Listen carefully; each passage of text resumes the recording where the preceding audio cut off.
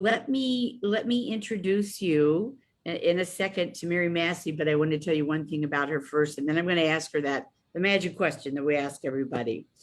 The reason I chose Mary Massey is that she has some tips on selling your home during a divorce, and she's really an expert on this and has some great ideas to share with you. Um, about how you might go about doing that. You don't want a newbie helping you get divorced and selling a house. That's a lot of stressor points for you. And Mary is excellent at calming people down, has tons of experience of doing this during divorce. And we'll be talking about some of the repercussions if you can't sell your house amicably with your spouse during divorce. They're pretty bad. And so we want to warn you about them. So with that short introduction, let Mary Massey say hello to you.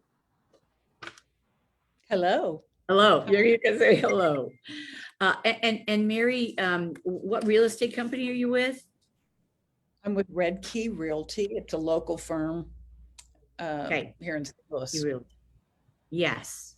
Good.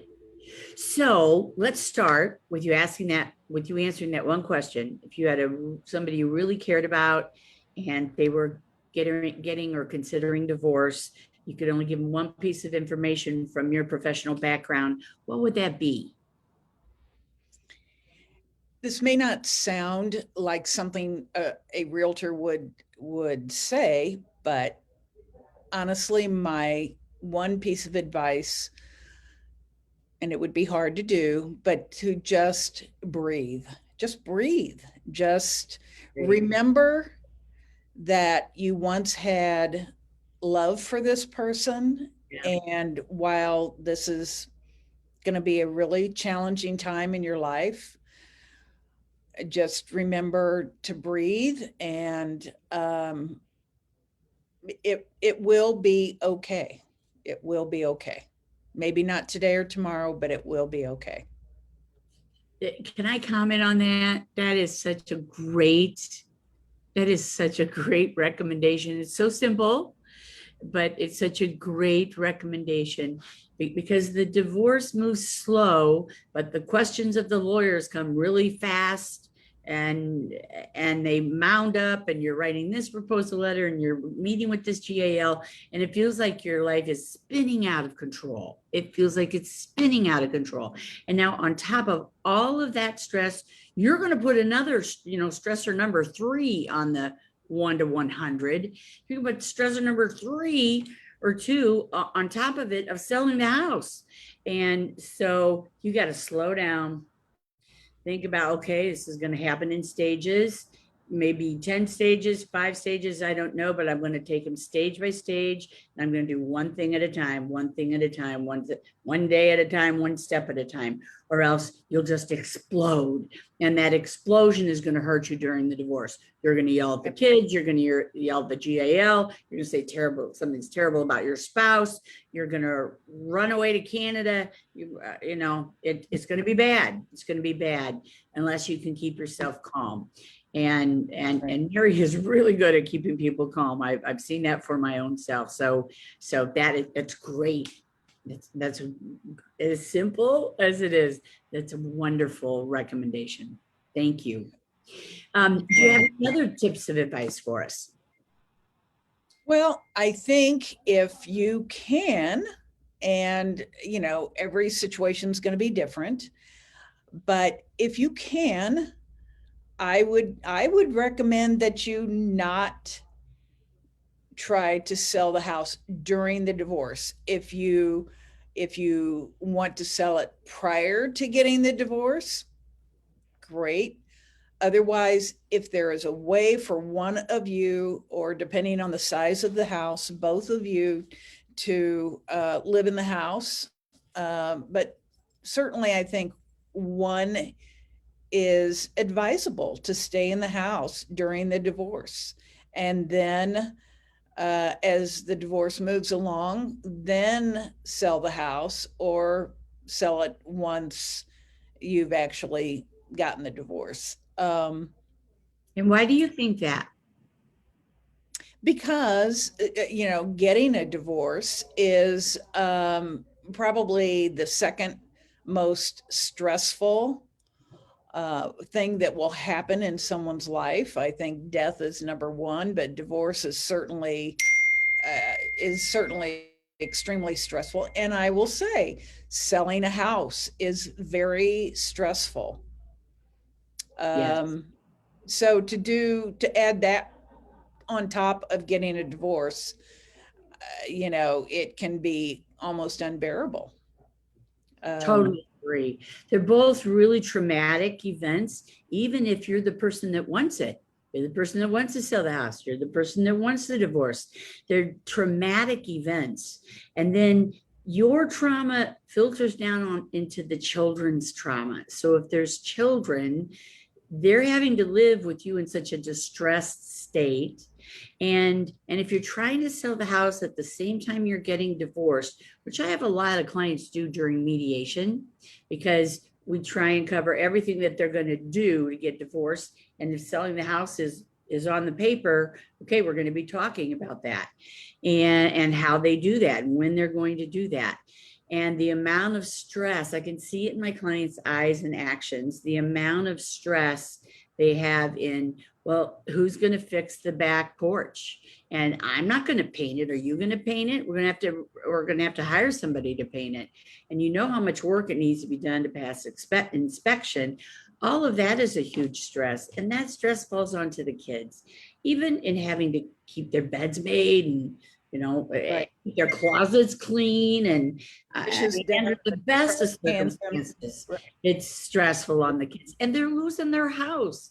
They're losing their family. They're losing their house. They're afraid they're losing their school district and friends. And the fewer changes that you could make for your children during the divorce, the better off they're going to be. I mean, the fewer changes is like giving them $1,000,000. I mean, it's just a huge benefit to have as few changes as possible, and wait 2 years, have somebody live there for 2 years and then sell it.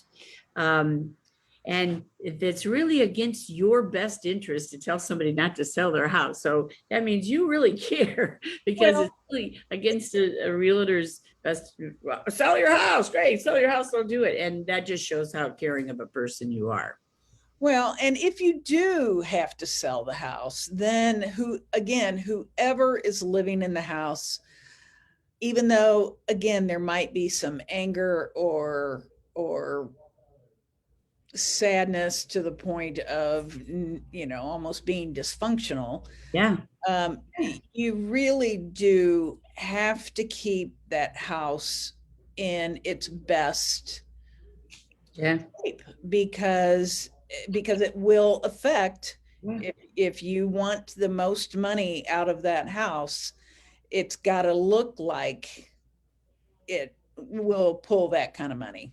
Yeah, And it's a great market right now, yeah, but buyers still have very high expectations. yeah. If they walk into a house that is not neat and tidy and look like out of a magazine, HGTV. Yeah. right, they have a Uh-huh. tendency of turning around and walking out. Yeah. Yeah. Yeah. Because there's another house down the road. Yeah.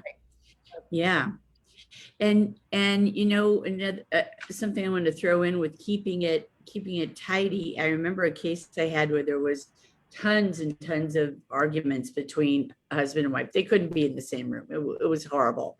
And so wife moved out, husband stayed in the house, and they were going to split the proceeds of the sale. But his anger, his fury at his wife superseded the benefit of getting the most money for the house. So he was in there for maybe 6 months or so, and he never cleaned the shower. He let mold build up in the shower and in the sink and in the kitchen. He brought in two Dobermans and locked them in there for the weekend. And they destroyed everything and went to the bathroom everywhere. And that's his house too. Right. So he just did mean things like that because he was so mad at his wife, he couldn't think straight. And we had to hire someone from the court. He had to move out. We had to get a restraining order for him to leave the house. And then at $350 an hour, a lawyer, a guardian lawyer, went into the house and wrote down everything that was wrong with it, picked the people that were going to fix it. They don't care if the people charge more or less. They aren't going to pick out the best deal, right? They just got to get the painters, get the new carpeting, get the wood floor fixed, And move it. get all this stuff done and get it moved. Mhm. And then the judge said, so Jack and Jill were not in charge of selling that house anymore. They could Right. not decide on the listing price. They couldn't decide whether to sell it for that price or not. This other lawyer at $350 an hour took over, and Right. he decided the listing price. And for every month that didn't sell, it went down another 5%. And Mhm. he had the power to sign those selling documents, and the two owners did not. The husband and wife owners did not, which is just, I mean, that feels like communist countries. Like, wow, that cannot be in the United States. Oh, yes, it can, because Yeah. the judge just takes over and says, you couldn't make it happen. You couldn't be mature enough to make it happen. So I'm going to hire somebody to make it happen. And you got to pay him $350 an hour to Right. do it. And then you got to pay for all these people that come in and do it. And sometimes you got to go, they go to the closing table and they owe money instead of walking away with money. Right. So yeah, you sure don't want to get into that. You don't want to get into that rabbit hole. No. And I think any realtor that can help a couple getting divorced, I think they need to know that they need to communicate with both of them. They need to be very clear about the communication and not make one or the other feel that they're being left out. Yeah. Now, I think the only thing that would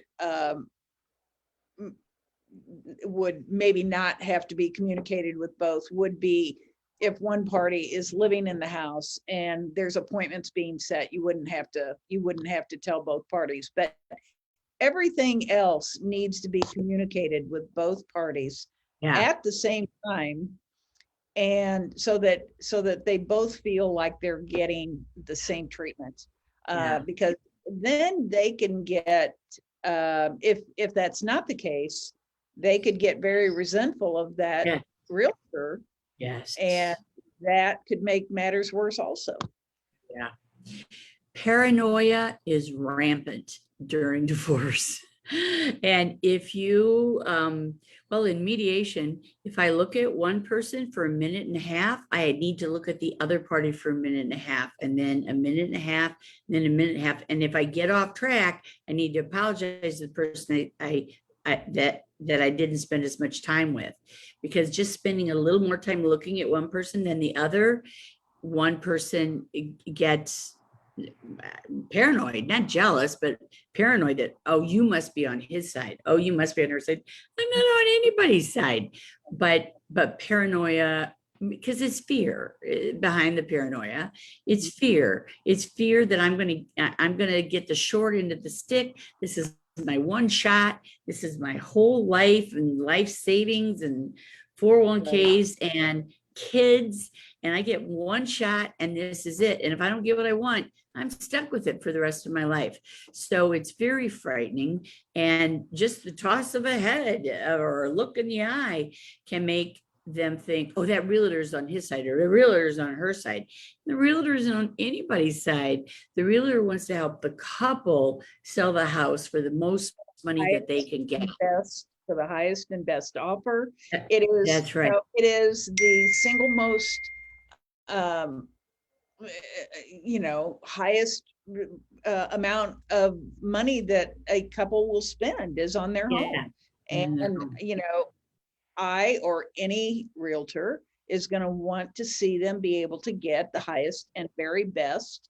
And but it is a joint effort. I mean, everybody has to step in. And if they can't be a united front, then if they can come to the realtor and let the realtor be the united front for them, they can avoid that guardian from the court being appointed and Mhm. spending all that money and having no control. And Right. so you, as their realtor, are so helpful. You can be their savior from having an attorney, the judge appointed an attorney to come in and dispose of real estate, and that's what we got, dispose of real estate. You're not disposing of it. Oh my God, this is that house that I sewed the curtains for, and I buffed the floors and I put the new floors in and the wood floors in the kitchen. You're taking away their dream.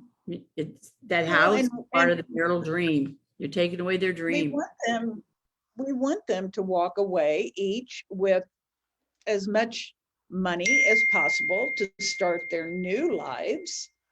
And, don't let it get eaten up by having another attorney at $3.50 an hour. Right, exactly. You know. Nobody wins there except that attorney. Exactly. It's easy work. There's no opponent. Judge gives them carte blanche. It's Mhm. easy money. Just go in and be the boss.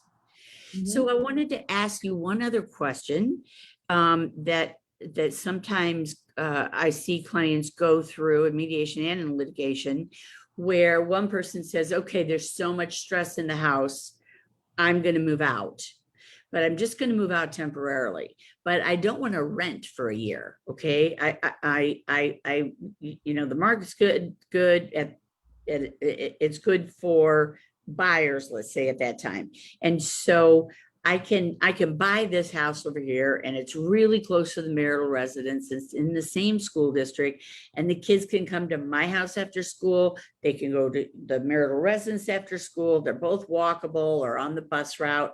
And I'm going to do that just for a year until we figure out how much we get in our 401ks, until we figure out how much we get for our furniture, all the stuff that we're selling, until we get things kind of settled out. And that way the kids aren't forced to move out of the marital residence, but dad or mom is also really close, right? So they buy that house just expecting to stay there for a year.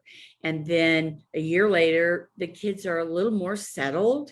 And let's say mom moved out. I don't know, it doesn't matter. A person moved out, spouse A moved out. And now spouse A is looking for a long-term place. They've had enough time, because otherwise you're buying in a rush. So they've had enough time to look at other areas that are still in the school district that kids can still ride the bus to, and that takes a long time. And their money is already settled, and so they have money from an IRA or from a savings account.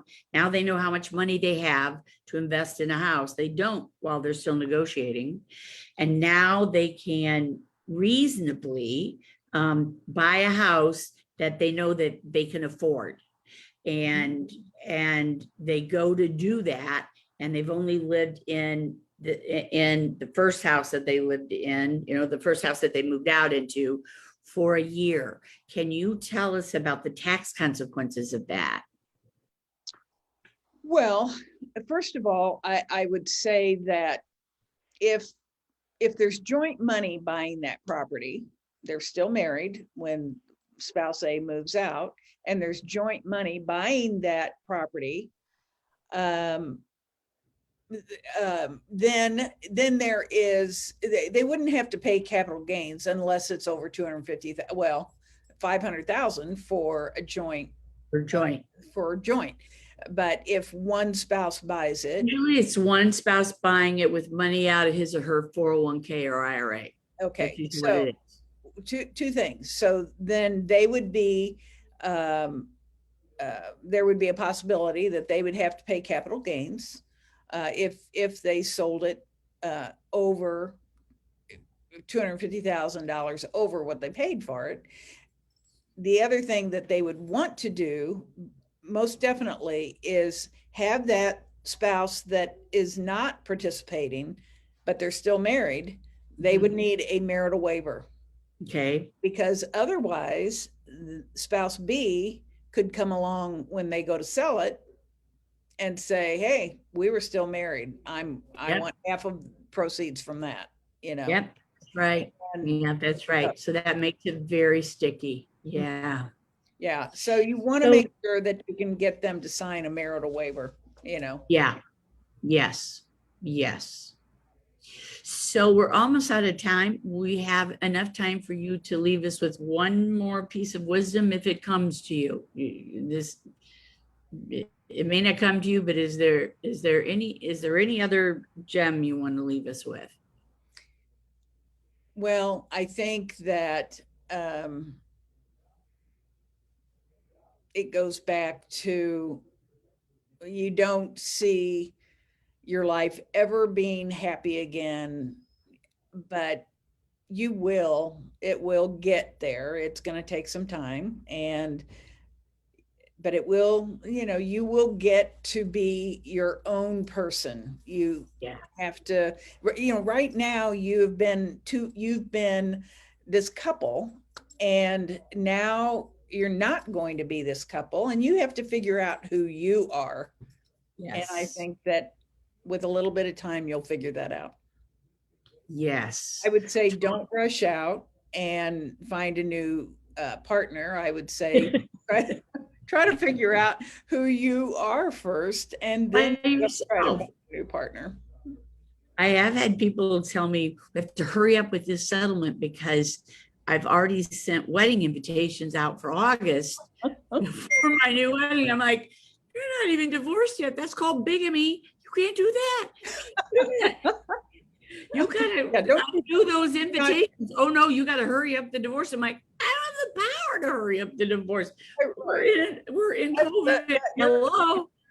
You're soon to be, or maybe not soon to be, ex-spouse sign when they get ready.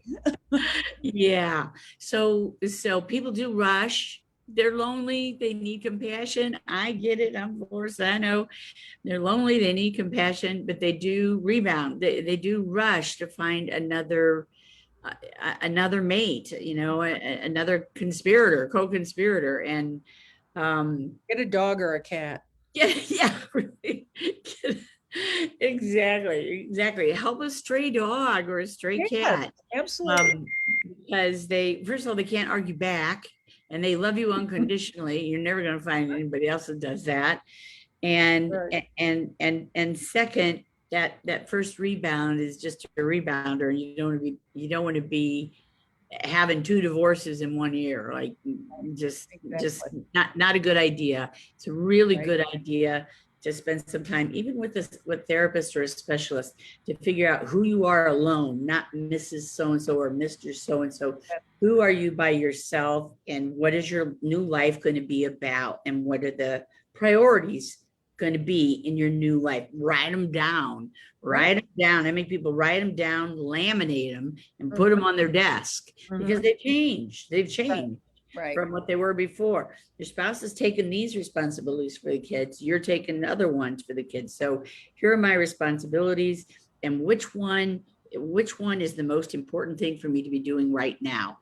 Mhm. Where do I need to prioritize right now? And they say, I've had clients say that's really help them figure out where to be present when they feel like they need to be present in 5 different places at one time. Well, and I think that you want to, obviously if you have children, especially young children, they are a priority, but you also have to take care of yourself so that you can take care of those children. Yeah, And exactly. so, the rest will fall into place. Yeah, Um, you know, you yeah, just it give it will. time. It will. It Mhm. will. So thank you, Mary Massey, so much for your help and your tips and your ideas. And remember, you can see them again on YouTube. Just type in Ask the Divorce Whisperer and look for Mary Massey. And on YouTube, we have information about how you can get a hold of her. But in case you don't want to go to YouTube, Mary, can you give people an address, an email, and or a phone number if they want to reach you directly, they can get to you immediately? So could you give us that? Sure. My phone number is 314-566-3982. And my email address is mary.massey, Massey, at redkeystlewis.com. Great. Thank you. And we'll put that information up on YouTube for you. Thank you so much for joining us.